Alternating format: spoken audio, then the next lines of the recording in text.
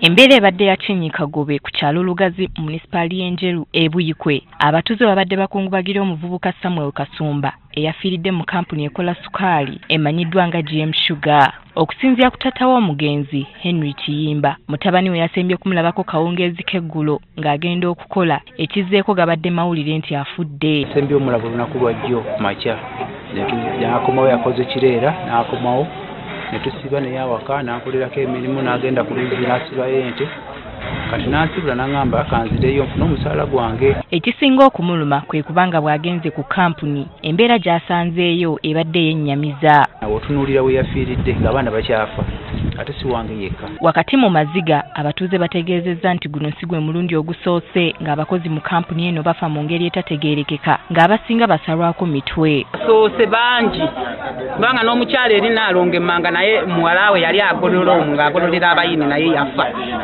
Sivyo ebyo ebisoose. Njagala bantereezeemu awo ekyuma kirya kitya omuntu nga tekiri kulya bikajjo tekiriko. Omuntu naawe olabanga naawe bennyini bakola bisaddaaka tetujja kukkiriza. Bano bateebereza nti abatwala kampuni eno bandibanga balina kye bamanyi ku nfa y'abakozi bano kuba buli afa bamwegaana nti abadde takola nabo. Bamala ne bamwegaana omuntu ne wafuna ekisago ne waba afudde ku motoka naagwa bamwegaana. Omuntu wafuna obuzibu mu kampuni oba amasannyalaze gamukubye bamwegaana. Kati bano bagamba nti si baakuva mu kifo kino okutuusa nga batwala kampuni eno bavuddeyo okunnyonnyola nfa y'abakozi baayo. Kama mbaya kila mtu